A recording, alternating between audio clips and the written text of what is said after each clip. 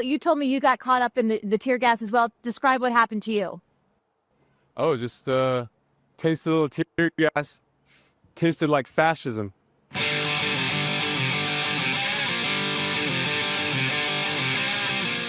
I'm Arizona Family political editor Dennis Welch. Dennis, fake news Welch. Try to tell the truth. And this is the Politics Unplugged podcast. Dennis, if you have a problem with substance abuse, I am more than willing to talk to you anytime you need. Welcome back to Politics Unplugged, the podcast. This week I am joined by Wes Gullett and Matt Grodsky here. We're going to talk about what? We're talking about the big story of the past week, the protest related to the anti-ICE protest and the Trump's reaction to all that. Thanks for joining us here this week. Thanks for having us. Yeah, thank you. Yeah. It's good to be here. Yeah, high energy today, Thanks man. for the pizza. Yeah, high energy after we just had free pizza, as we always nap do, time. as we always do for our guests, as we offer them free food. Only the best guests. Yeah. It's the only way we get people here, actually. Which was, it was very attractive for me. Well, I'll start with you, Matt. What was your big takeaway from this week? I mean, we can start by talking about a little bit of background here. It seemed like, Trump, he federalized the National Guard, but, to go and help with, seize, suppress some dissent that he thought was going on. But it seemed like L.A. and everybody had everything under control. Yeah.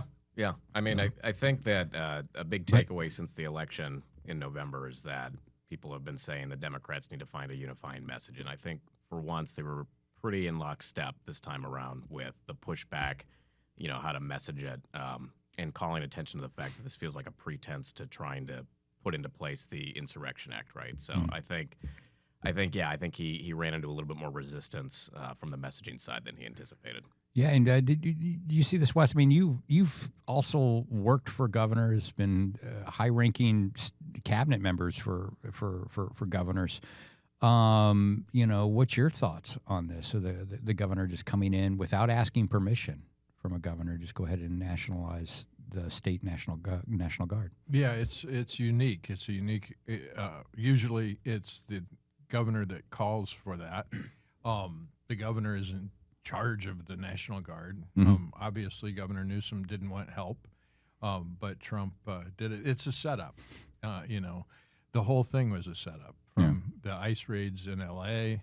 to cause the uproar. Yeah. And then, it's starting a fire and then calling yourself a hero for putting it out. What did somebody like Jimmy Fallon call him? He's just an arsonist with a hose. Yeah, exactly. Good.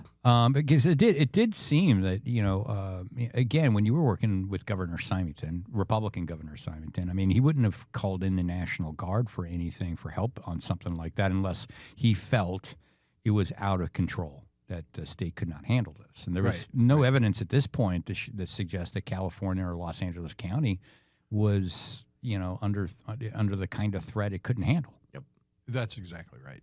And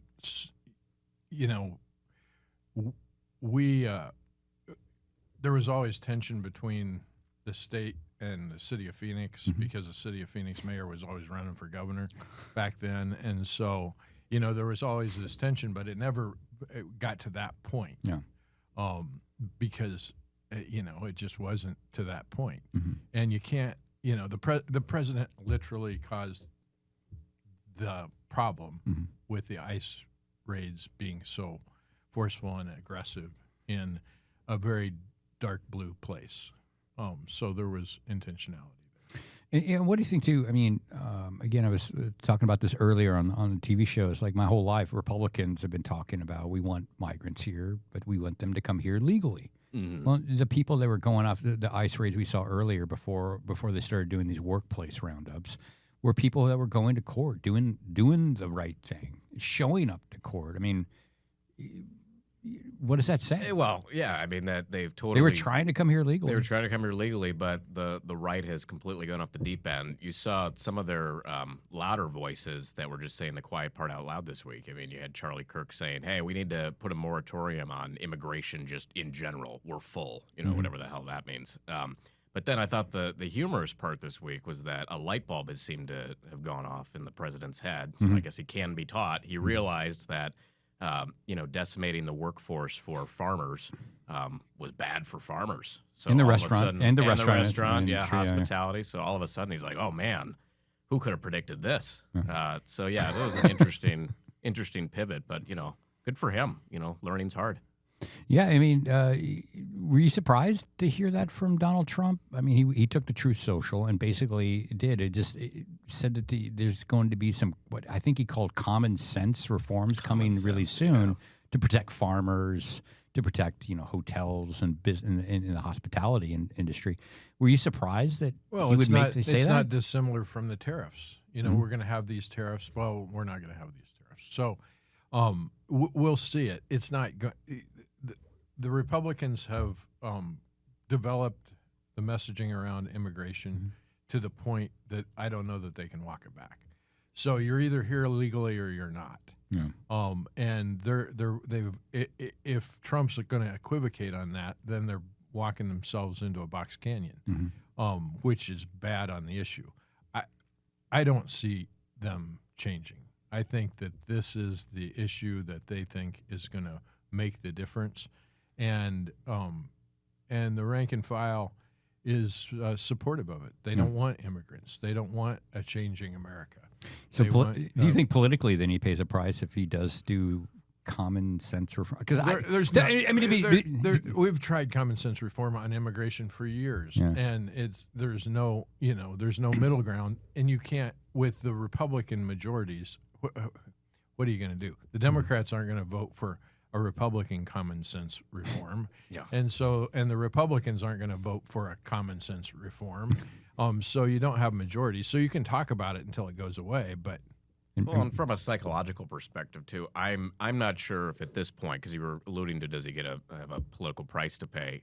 I don't know if his base would necessarily care if he pivoted. I don't know if they would believe if he pivoted. I don't think they would remember necessarily to hold him accountable for it. I'm concerned that we've crossed into a place where at least his base 30%. They will go with whatever he says, even if it's a direct contradiction to the messaging that's been in place for him for the last decade and before. So it'll be interesting to see, but I'm not holding my breath on that one. I mean, do you see it that way? I mean, I got to tell you, because I was surprised to hear that from the president the other day when he was basically making that admitting that, and I was also kind of left questioning, like, what the hell kind of common sense reform could accomplish what you want? Well, here's the problem. Much of what he has done, he's getting pushback from his people on the drill baby drill thing. The price of oil has gone down because guess who's drilling? The Saudis and others. They're pumping fuel into the into the market, and it's reducing the cost. There's no drilling going on in America.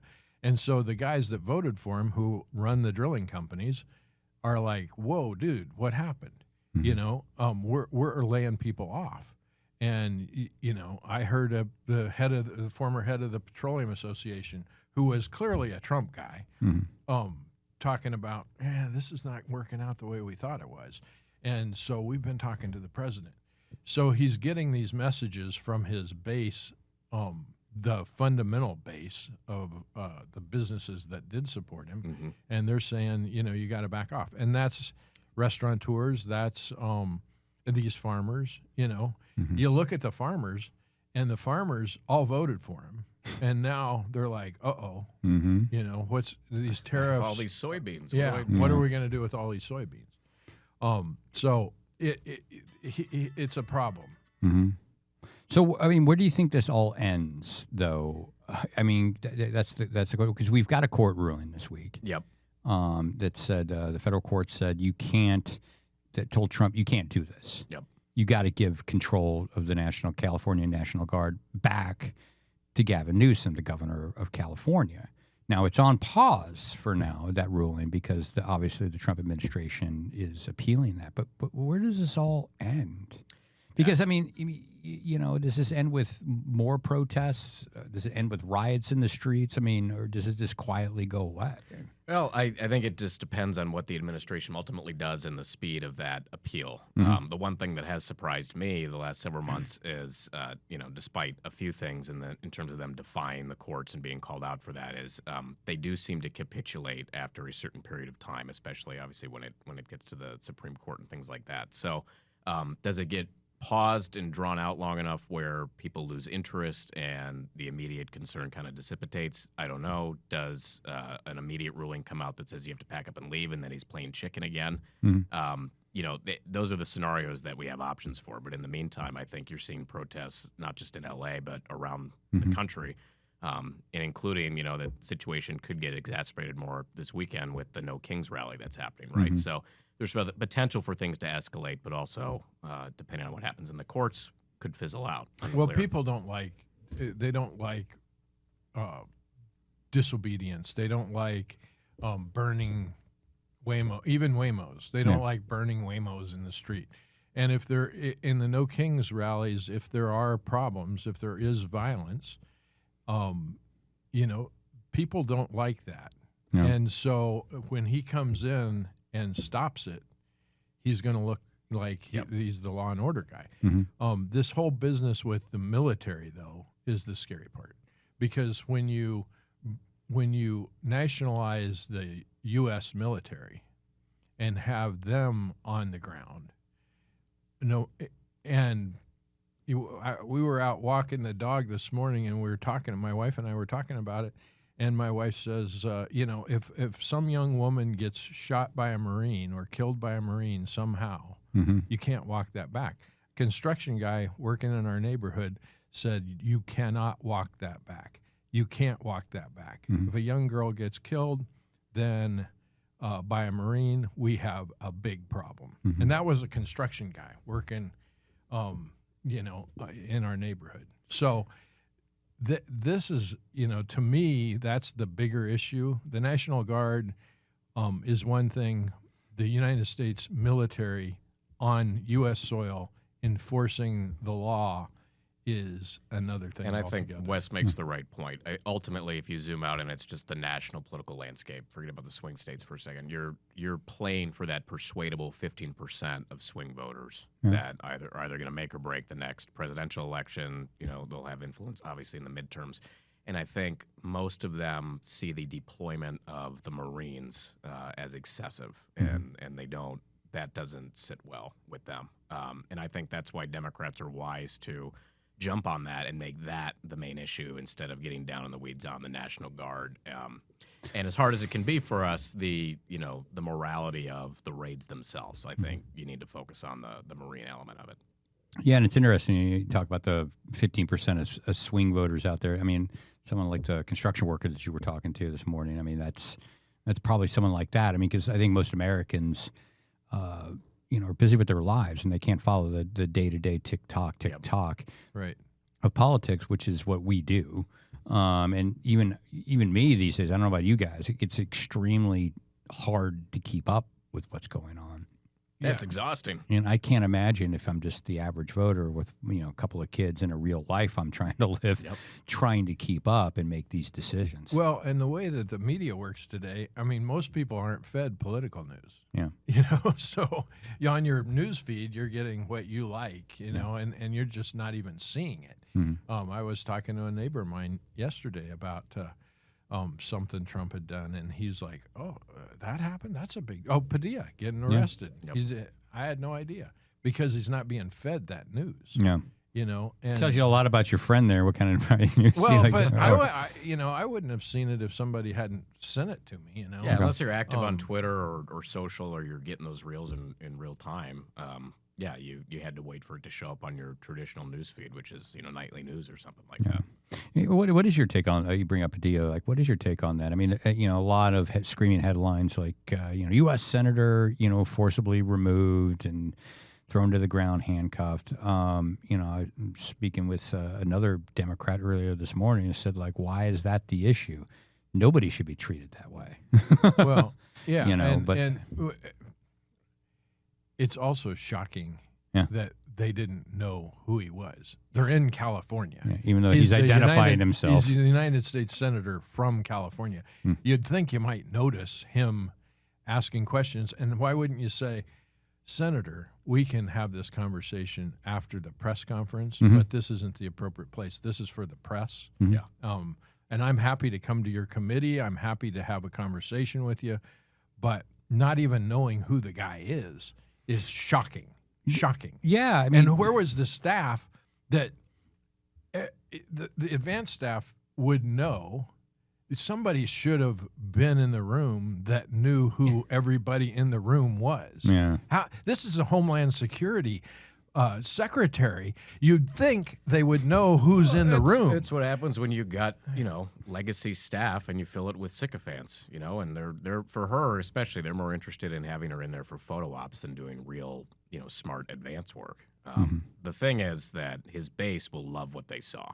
They'll love that they saw, a senator get thrown to the ground because that's, America, law and order. But again, the persuadable 15%, the people that are more common sense oriented, they won't like that. And I think it is a blunder on the administration's part from that perspective. There's no one who should, even the base should be surprised by somebody who's not creating any physical kind of problem being thrown down to I would hope so. And so it was crazy. It was a crazy thing, Yeah. So, I mean, again. Can you imagine Strom Thurmond being, Oh, God. thrown down? I'm sorry, I'm dating myself. Strom Thurmond. Jesse Which version of Strom Thurmond? The 110-year-old Strom Thurmond, the 80-year-old, the 60-year-old? He was in the Senate for a long time, man. No more records. Yeah, well, Bummer. I mean, yeah, so again, where does this end? I mean, let's say the federal judge's ruling gets upheld by the Supreme Court. Obviously, this probably goes all the way up to the Supreme Court. It says, no, you can't, President, you can't do this. Do you think Trump listens, or is this On an issue like this, probably. But the question is, because the appeals court said, let's, we want to have an evidentiary hearing, and we want to hear, be briefed on this, and we want to find out. And who knows how that's going to end up. We would have never thought the Supreme Court would allow him to be able to do whatever he wants to do. So they're gonna push the boundaries. They're gonna push and push and push. I think when they find those boundaries, they'll stop. I hope, but they're gonna push them, and they're gonna make the Supreme Court tell them draw the guardrails. And until that happens, they're going to continue to do that. I'll get dark and scary. I mean, I think the Supreme Court is let's bring it on, why man. not? Bring it on. It's a self-preserving enterprise at the end of the day. And I don't think the Supreme Court is ever going to want to have the precedent set that he can order the military to go and do whatever he wants because, ultimately someday maybe he could remove the justices if he doesn't like them, right? So I think that's probably sitting back there in some of the members who are a little bit more politically oriented, less so judicially. So that's kind of my read on that situation. Well, let's wrap then. Let's talk about some raw politics of this whole thing. We do have a 2026 midterm election coming up. How is this going to play this kind of stuff next year? Again, you hear over and over, rightfully so. I mean, Donald Trump was elected. Won the popular vote, won the Electoral College. He had a tough immigration platform. And he's taken that as a mandate to do what he's doing now. Some people say, Democrats say, well, he's taken that mandate and is misreading that. He's overstepped now at this point. Is this going to be a problem for Republicans in the midterm next year? I don't think that I haven't seen any change in the people who put Trump in office and the people who put the Republicans in office and majorities in both houses. I don't see that electorate that did that changing.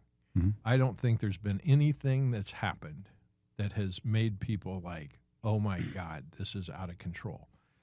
That hasn't happened. And so I think if the election were held today, I think it'd be very similar. Okay. A very similar result. And the Democrats are they are scattered on the field of battle. And so right now, the Republicans kept form. They're like the Roman legion, you know, hold the line. And the Democrats are just scattered around, running around. And so you've got, you've got a hard situation. Scattered, looking for a leader, looking for a message. I mean, that's not inaccurate. Oh, no, I'm not going to dispute that at all. But yeah, I would agree with Wes. I think if the election were held today, it's a very similar situation to what we saw last November. I do think that the news cycle, again, moves so fast. What's happening right now is not going to be what people use to make their determination in November. Yeah, because remember like several months ago when Elon Musk and Trump were fighting? Yeah. Wait. That was a week ago. That was a week ago. Yeah. And it seems like several months. No, but that's why when we get out of the wilderness a little bit and we're done being scattered, you're going to have to package all this up and remind people how they were feeling at this point in time, and make sure that you're telling a narrative in these key battleground states and districts, so that you're reminding people, because you can't expect them to remember it on their own. And I do think that wherever the economy is at, a year plus from now, that's going to be more of an indicator than anything on the immigration front. I think, we'll see what polling says after this, but whether you like it or not, he was getting high marks on the immigration front. Yeah. So I don't think that's the issue we need to be waging war on. Yeah, I mean, for the Democrats. For the Democrats. Yeah, I mean, he was elected to, to do something at the border, and he's largely accomplished that. Yeah. Which may be good or bad politics for him, because once you've solved a problem, it's no longer an issue that can get you votes. Well, but it's going to take a long time to sweep up all the people who are here illegally. Yeah. So that they've got that. Well, now they're not, because now the farmers, remember? So I don't know. I don't even know what we're doing anymore. I think he throws stuff up, but the economy is going to be the number one thing, and I would have bet the farm on a recession. In the middle of February, into February, no question about it. Now we've got growth again in the second quarter. Numbers all look good because he backed away from where he was going again, and creates the problem and solves the problem he creates. Right, exactly. And so everybody's now like, oh, the economy's okay. Everybody got a new car because they were worried about tariffs. So, well, I also kind of think, like, just zooming out a little bit too, his people and even casual voters out there, whatever they're processing, the main message is this guy does something. Right. He's doing things. Yeah. So and action is always better, from the voters' perspective. And how do you think the public's going to take this military parade? I know it's ostensibly to celebrate the anniversary of the 250th anniversary of the U.S. Army. It also happens to coincide on his birthday. It coincides on his birthday. There's going to be a protest that's around that to counter message. Like anything else, it's going to be lost in the news cycle. People won't be talking about it a week from now. So whether the parade looks like something out of North Korea broadcasting or it doesn't, I don't think it's going to be a relevant factor, in 5 days. Wes, I mean, this doesn't sound like the Republican Party I grew up reading about, like, holding military parades and things like that. Yeah, Putin had one. I ought to have one. Why does Putin get a cool parade? I want one.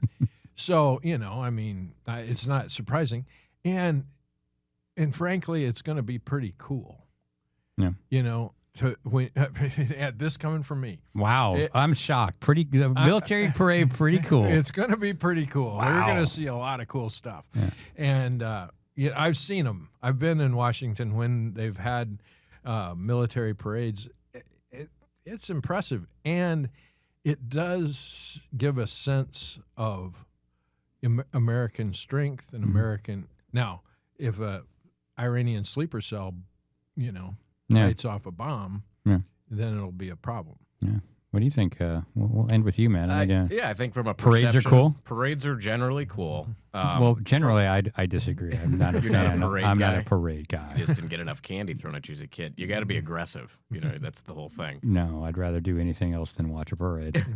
Well, I think for the general population, I think to Wes's point, it's a patriotic image and it makes people feel good. And we have to remember that the president is masterful at the art of TV and these, feel-good, emotional things like these. So I think it'll be effective from that perspective. But again, in terms of it being a wedge issue or a serious, factor into how people make their decisions on electoral politics, I don't think it's going to be a thing in a week. All right. We'll wrap with that, then we'll end on a parade. Thanks for the pizza. Well, yeah, it'll be fun to watch. Hey, and anytime, man. Just remember, every time you guys come back on, we'll have lunch for you. Okay, perfect. Perfect. I'm Appreciate it. available anytime there's lunch. All right, thanks, guys. Thank you.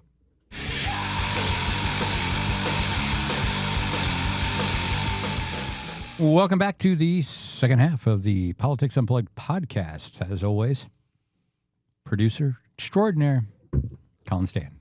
Colin, how are you doing, man? I'm good. How you doing? Well, It's been a week. it's been a long week. Another busy Friday.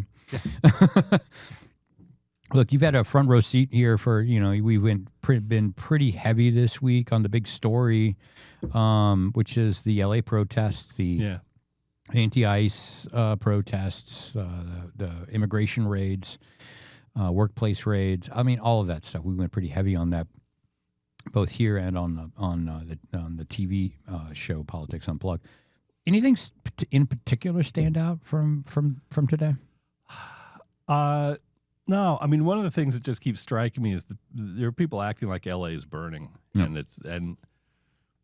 there are like three Waymos burning on one block. Yeah, Like and you're from the area. I mean, you're not Yes. from LA, but you're from Orange County. I'm from Orange County. I'm from the area. I've spent a lot of time in LA. I've spent a lot of time in the area where this is happening, and where it's happening is in a couple blocks downtown in one of the largest cities in the world. Mm-hmm. So it's the whole thing is being so wildly overstated. And the other thing that reminds me of is there are a whole lot of people in this country who will allow any level of abuse towards people. Mm-hmm. But as soon as one piece of property gets a rock thrown through it, man, they want blood. Yeah. You saw it with a lot of the BLM protests where, as soon as someone threw a rock through a CVS window, they just wanted someone to bomb the whole neighborhood. Yeah. And someone set a few of Google's cars on fire, and now they want the Marines to go in and take care of it. And again, I was mentioning this on this TV show. It's like images drive a lot of this, and what you saw in certain elements of social media and other news outlets was those shots over and over. And yes, there was some property damage done. Yep. And that happens in big cities. I mean, but there was no indication at all from the LA mayor or from the California governor that this was getting out of their control. Not even close. And they could, they sent out a statement commending the behavior of the protesters. Yeah. Yeah. I mean, and one of our guests said it, and it's true. The whole thing was an obvious setup. Mm-hmm. They're trying. Trump has been saying for years how much he wants to send the military into cities and have them knock heads during a protest. Mm-hmm. And that's what he's doing. He's creating something that he knows will prompt a protest, so he can send the military in to start breaking heads. It's a strong argument to be made for that, man. I mean, it's really hard to find an argument against that. I mean, again, like when you look at when Nat Guard was federalized, after the governor of California during the LA riots requested it, if I remember right. Yeah. Feel free to fact check me. There were over 13,000 arrests during the LA riots. Yeah. There were over between 300-400 arrests that first weekend. Yeah. That everybody said, well, LA's burning and all this stuff is happening. Only like 300, 400 arrests. No, it's a made-for-TV protest. It's very, very, very small, very, very centralized.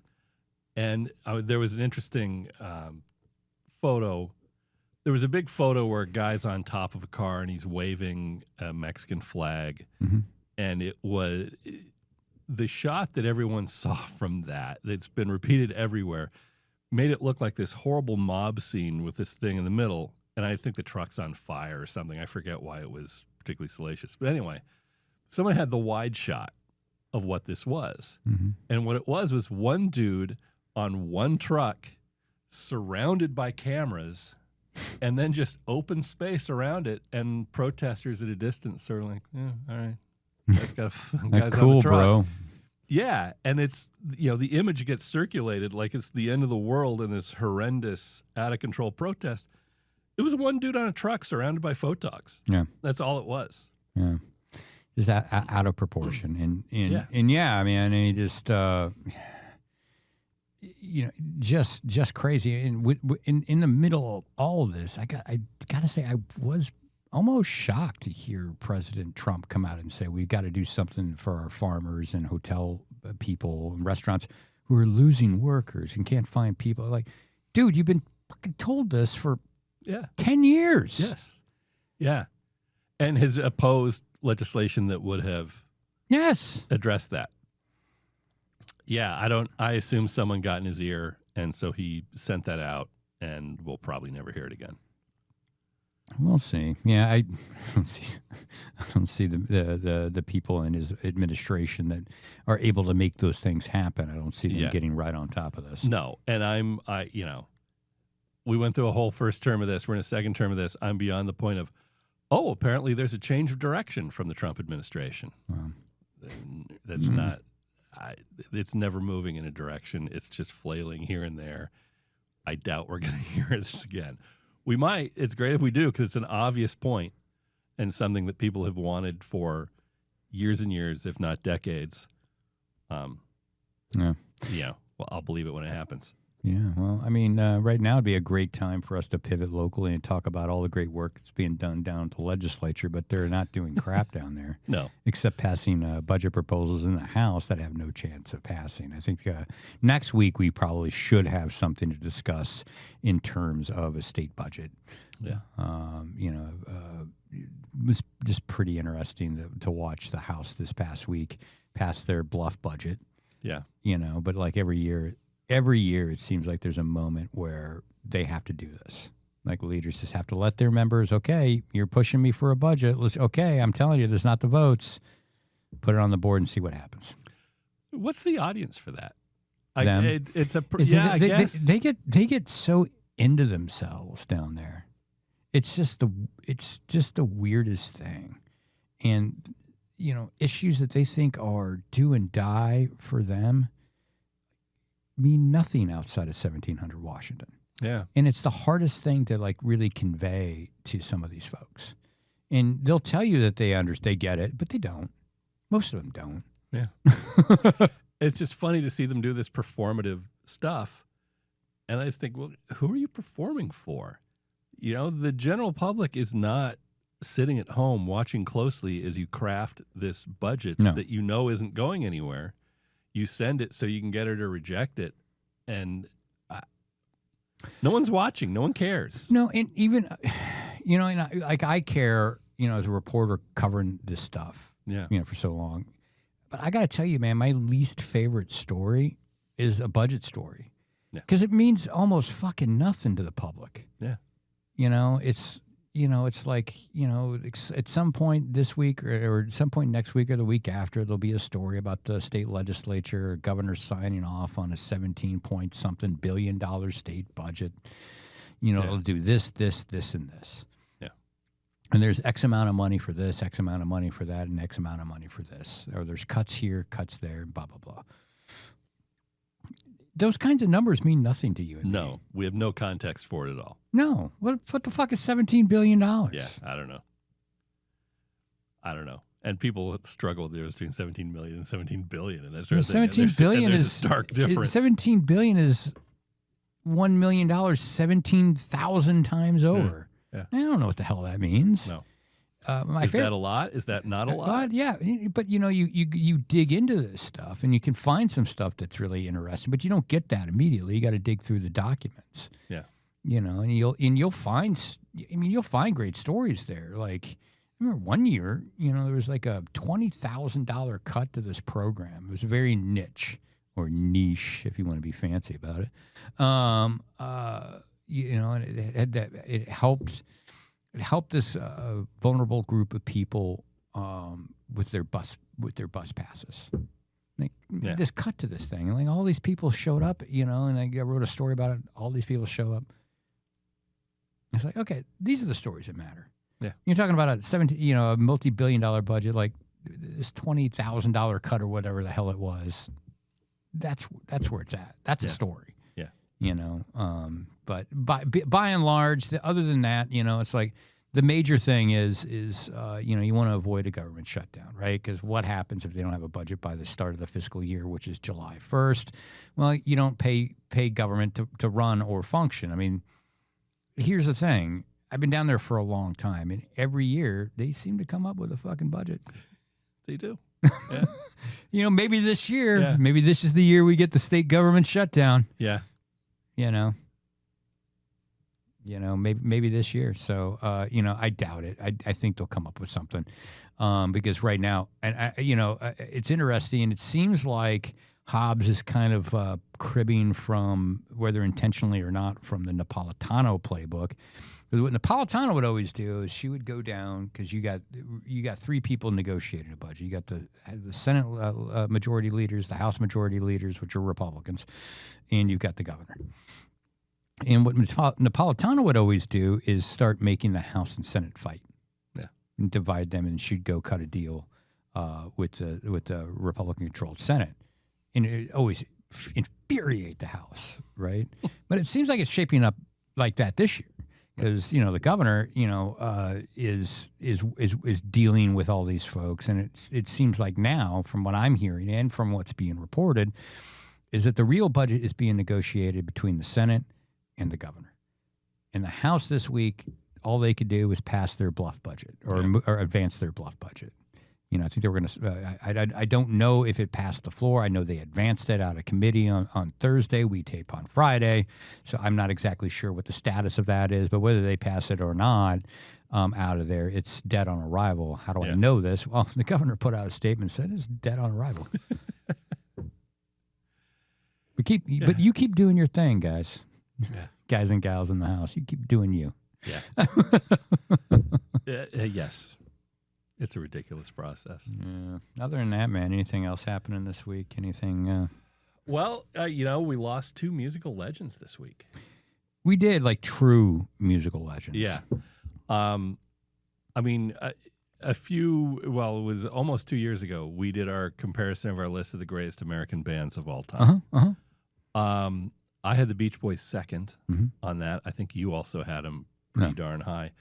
Brian Wilson, who was the Beach Boys for all intents and purposes. Whenever anyone talks about the greatness of the Beach Boys, it's Brian Wilson. They're talking about Brian Wilson. They're not talking about 90% of the Beach Boys' output. They're talking about Pet Sounds. And I thought that was a really, really smart observation, because when most of the songs that people know and love from that record, and Wouldn't It Be Nice and God Only Knows are from Pet Sounds. Yeah. I think it was the following project. I think it was the Smile project afterwards that was going to have Good Vibrations. Like, that's the genius of Brian Wilson. It's not fun and Surfing USA and that stuff, which is nice. You also chafe when they call him surf music, right? Yeah, 'Cause it's not. I mean, it's not surf music. They It's sing about not the surf. They sing nice little songs about the surf set to It's not Chuck Berry they're songs. they're no Dick Dale. No, they're not. It's not. Yes, Dick Dale is surf guitar. The Ventures were surf music. That stuff is surf music. The Beach Boys were surf music for the Midwest. It was to give people in the Midwest People surfing all the ponds and lakes out there. Yeah, it wasn't surf music, but it was.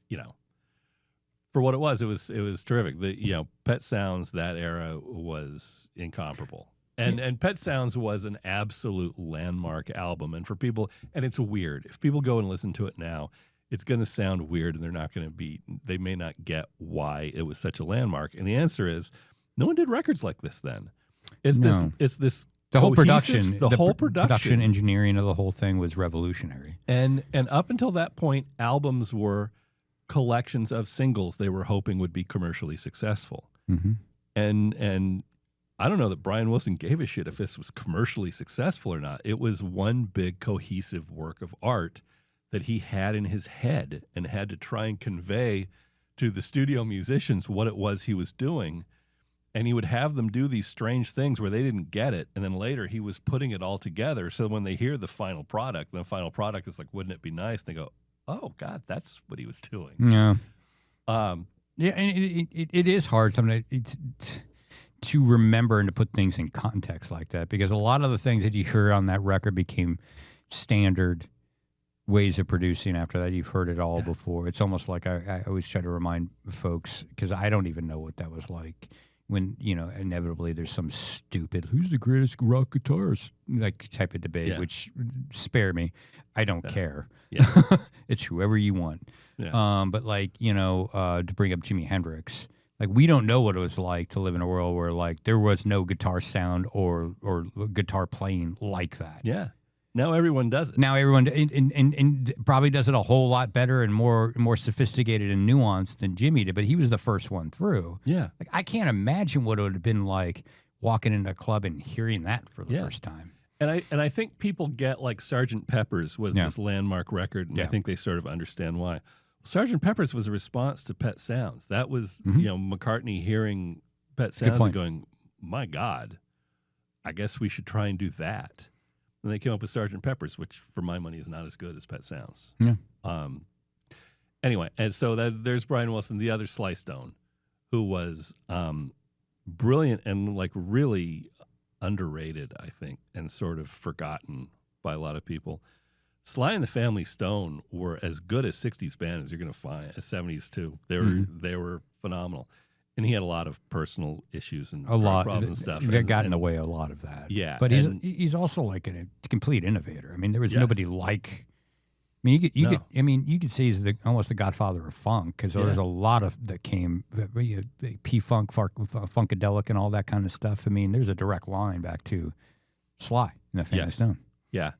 Interracial band, men and women together in a band, were all sort of unusual and just brilliant stuff.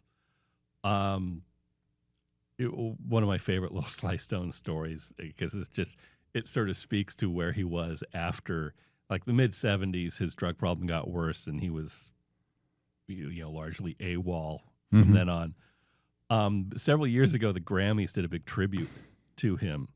And they had an all-star band with, like, Dave Grohl and all the usual suspects together playing a medley of Sly Stone songs.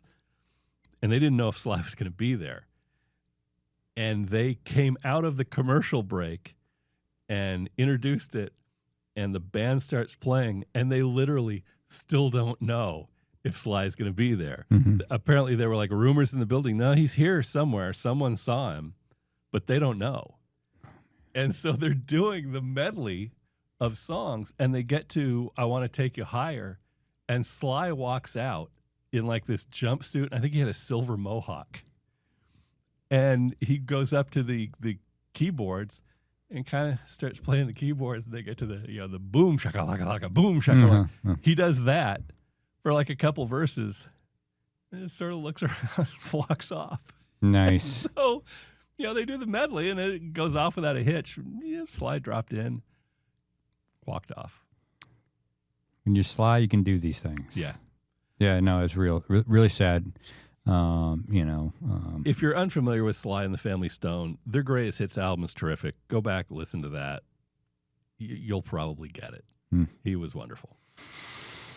All right. I think we can about wrap it up there. Yeah.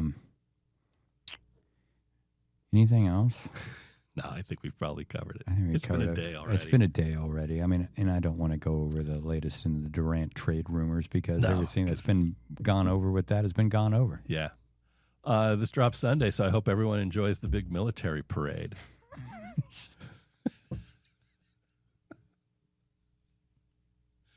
You established you're not a parade guy, correct? Not only do I not like, I fucking hate parades. I hate parades.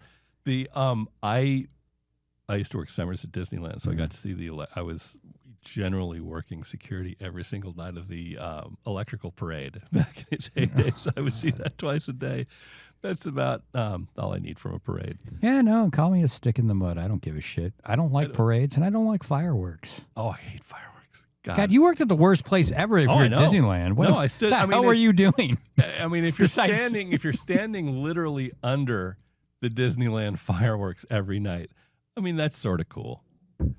But in general, and mostly, it's my dog. Mm-hmm. My dog hates fireworks, so I hate fireworks. I mean, got some I just don't. jackass up the street who lights off the illegal stuff don't for a week around every holiday. I don't understand it. Like, people are just so amazed by fireworks. Yeah. Like, it will cause accidents on the freeway. People like rubbernecking and all this stuff.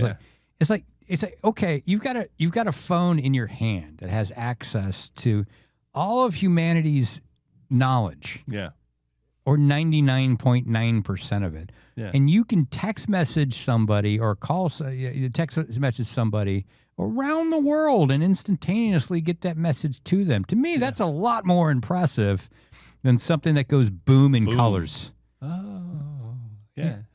I don't get it. I don't get it. Don't understand it. In every 4th of July, it's like, well, here we go. We got to go watch the fireworks. Everybody wants to go. It's like, nah, I'm good. I don't get it. I'm good. I'm going to parades like the Rose Parade. Yeah. People spend all night out there so they can watch it go by, and I don't get it. It looks like hell.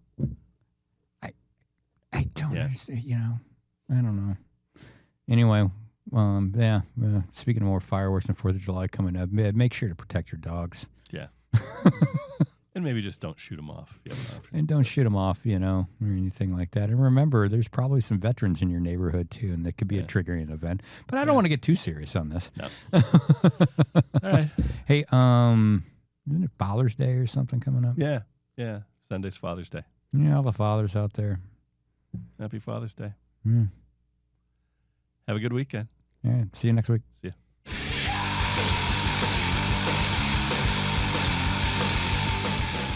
Thanks for listening. You can subscribe on YouTube, Spotify, Apple, the Google Store, or anywhere else you get your podcasts. See you next time.